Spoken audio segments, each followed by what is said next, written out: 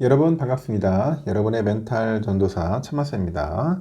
어느새 또 하루가 시작되네요. 여러분과 또 한번 하루를 즐거운 마음으로 한번 시작해 보도록 합시다. 느리게 다가오는 사람이 진짜로 여러분의 사람이다. 그렇게 이야기를 할 수 있어요. 만난 지 얼마 되지도 않았는데 성격이 맞고 취향이 비슷하다는 이유로 급속하게 다가오는 사람이 있습니다. 때로는 생각지도 못한 값비싼 선물까지 주면서 형, 동생 또는 언니, 동생으로 가깝게 지내자고도 하죠. 그런데 이렇게 급속하게 친해진 사이일수록 빠르게 냉각될 확률이 높고요. 사이가 멀어졌을 때 안 좋게 끝나는 경우도 많아요. 아무리 성격이 잘 맞고 취향이 비슷해도 현명한 사람은 넘지 말아야 할 선을 이제 지켜가면서 상대가 자리를 내어주는 만큼씩만 천천히 다가갑니다. 어떤 이유로 만났든 무엇을 위해 만났든 여러분이 당황해 하거나 불안해하지 않도록 느리게 다가오는 사람이 진짜로 여러분의 사람이라는 거죠. 맞나요? 어느 정도 공감이 되는데 이런 이야기가 있고요. 한번 또 삼성 관련된 이야기들을 한번 볼게요. 다양한 이야기들이 있어서 S&P 피치 여기 SK 하이닉스 관련된 이야기가 있더라고요. 하이닉스의 등급 전망을 상당히 긍정적으로 보는 것 같습니다. 국제신용평가사 S&P 글로벌 신용평가하고 피치가 어제 보니까 하이닉스의 등급 전망을 안정적에서 긍정적으로 올렸습니다. 신용 등급 자체는 현재의 BBB를 유지했는데 S&P는 하이닉스가 향후 1, 2년간 수익성이 높은 HBM 부분에 탄탄한 시장 지위를 바탕으로 해서 재무제표를 지속해가지고 개선해 나갈 거라고 이제 예상을 합니다. 등급 전망 상향 조정 배경을 이제 설명을 한 거죠. 이어서 AI 관련 투자 확대로 HBM 수요가 증가하고 있고 선두업체인 하이닉스는 이러한 HBM 특수를 잘 활용할 수 있는 유리한 입지를 점하고 있다고 합니다. S&P 때라니까 하이닉스의 연간 매출 증가율은 올해 약 24%를 기록한 뒤에 내년에는 한 6% 정도 수준으로 이제 하락할 것으로 이제 보는 거죠. 삼각전 영업이익 마진은 올해 약 59%로 최고치를 기록한 후에 내년에는 56%로 높은 수준을 유지할 거라고 봅니다. 다만 HBM 시장 내 경쟁 확대는 주요 리스크 요인이라고 하죠.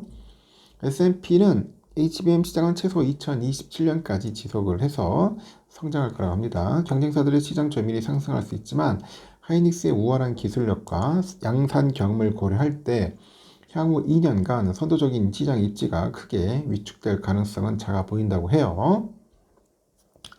그럼에도 삼성전자나 마이크론이 기술 격차를 좁히면서 당초 예상보다 빠르게 HBM 성장을 시현한다면 SK 하이닉스의 성장 전망에 영향을 미칠 수 있다고 보는 거죠.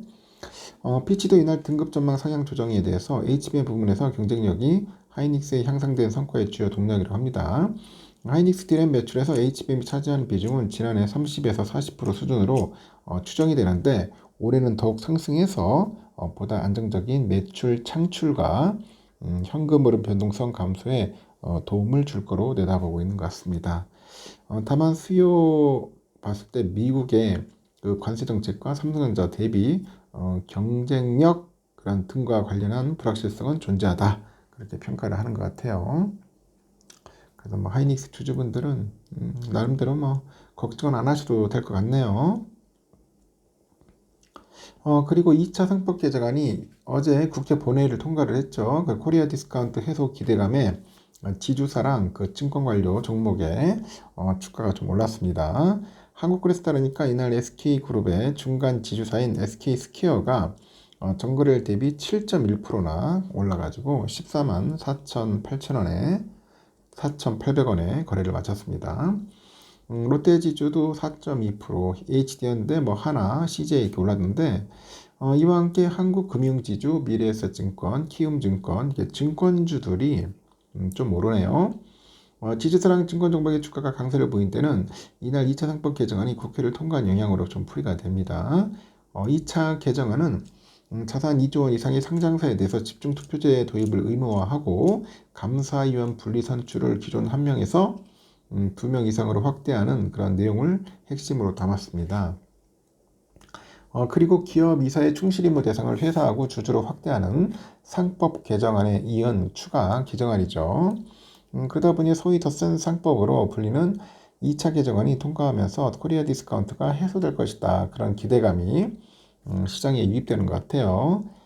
지주사는 대기업 그룹의 최상위 지배 회사라는 특성상 오너 일가의 그 지분율이 높아서 기업 이사 결정 과정에서 대주주 이익을 우선시하는 경향이 있다는 그런 시장의 평가를 받아왔고, 이에 따라서 주가가 낮게 평가되어 있습니다.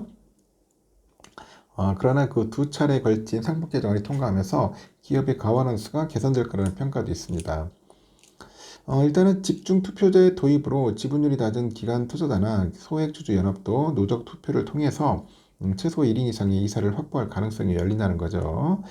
이는 이사회의 다양성을 높이고 그 견제 기능을 강화하는 그 긍정적인 그런 효과가 있다고 언급을 합니다. 결정 지연이나 대주주 지배력 약화에 따른 불확실성도 있다고 부연을 하죠. 증권주는 이에 대해서 지난 주말 제롬 파월 미국 연방준비제도 의장이 잭스론 미팅에서 기준금리 인하를 시사한 영향을 받은 것으로 보입니다. 통상 증권주는 금리 인하에 따라서 대표적인 수혜 종목으로 꼽혀요. 금리가 인하하면 시장 유동성이 커져서 증권 거래 대금이 증가하기 때문이죠. 그리고 파월 의장의 그 비둘기파적인 발언에 증권가는 오는 28일 열리는 한국은행 금융통화위원회의 그 통화정책 방향 회의에서도 그런 완화적인 내용이 일부 나올 것으로 현재 예상되고 있습니다. 8월 금통위는 금융 안정을 이유로 만장일치로 동결할 거라고 하는데 금리 인하를 전망하는 위원은 4명 이상으로 7월 금통위와 유사하거나 완화적일 것으로 합니다. 그러면서 다음 인하는 10월로 연말 국내 기준금리는 2.25%가 될 거라고 전망을 하는 거죠. 이날 국내 증시에서 이른바 로봇주 주가가 일제히 강세를 보이는 현상도 나타났습니다. 삼성전자 자회사인 레인보우 로보틱스가 10.08% 오른 28만 9,500원에 장을 마쳤고 두산 로보틱스, 유일 로보틱스, RS 오토메이션, 로보티즈 이렇게 큰 폭의 상승을 기록을 했죠. 노란봉투법이 지난 24일 여당 주도로 국회를 통과하면서 직접 계약 관계가 없는 하청업체도 원청의 교섭을 요구할 수 있는 그런 길을 연 것이 국내 기업의 로봇 도입 및 생산 설비 자동화를 촉진할 것이다. 그런 기대가 로봇 관련 주가를 밀어 올린 것으로 보이고 있다는 거 참고하시면 되겠습니다. 그리고 이제 애플 참전에 판이 커진 폴더블 폰 그런 이야기가 있는데 내년에 사상 첫 접는 아이폰 출시를 앞두고 업계 1위 삼성과 셈법이 복잡해지네요. 중국 업체들과 애플의 가세로 폴더블 폰 생태계가 커지는 점은 긍정적인데 후발주자들의 거센 추격을 따돌려야 하는 과제도 안고 있습니다. 삼성은 연내 2번 접는 트라이폴드 폰 이걸 선보이는 등 경쟁사보다 발빠른 혁신 신제품 출시로 폴더블 폰 영토 확장의 속도를 내는 구상이죠. 업계에 따르면 애플은 코드형 V68로 개발 중인 폴더블 아이폰을 내년 출시할 예정인데 애플의 첫 폴더블 아이폰은 아이폰 Z 폴드 형태의 북타입인데 5.5인치짜리 커버 디스플레이랑 7.8인치 폴더블 패널 채택이 유력해요. 카메라는 전면 커버 디스플레이 1개, 내부 패널에는 1개, 후면에 2개 등 총 4개가 장착될 것으로 예상이 됩니다. 스마트폰의 두뇌로 불리는 모바일 AP는 아이폰 18 시리즈에 탑재되는 차세대 칩이죠. C2가 들어갈 것으로 보입니다. 중국 업체들도 그 추격의 고삐를 강하게 재고 있어요. 아라는 지난 7월에 중국에 먼저 출시한 폴더블 폰 신제품 매직 V5를 이달 그 28일 유럽 시장에 출시할 겁니다. 매직 V5의 공식 스펙은 약 8.8mm, 펼쳤을 때는 4.1mm, 무게는 217g이에요.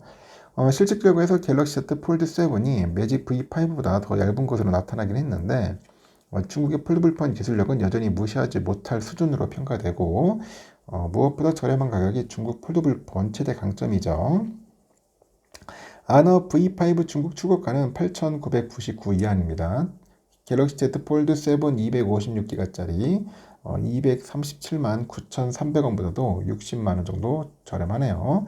구글도 최근에 폴더블 폰 신제품인 픽셀 10 프로 폴드를 공개하는 등 글로벌 스마트폰 제조사들은 폴더블 폰 시장을 먹거리로 점찍고 있다는 거 참고하시면 좋을 것 같습니다. 하여튼 잘 됐으면 좋겠습니다. 여기까지 하겠습니다. 여러분 좋은 하루 보내십시오.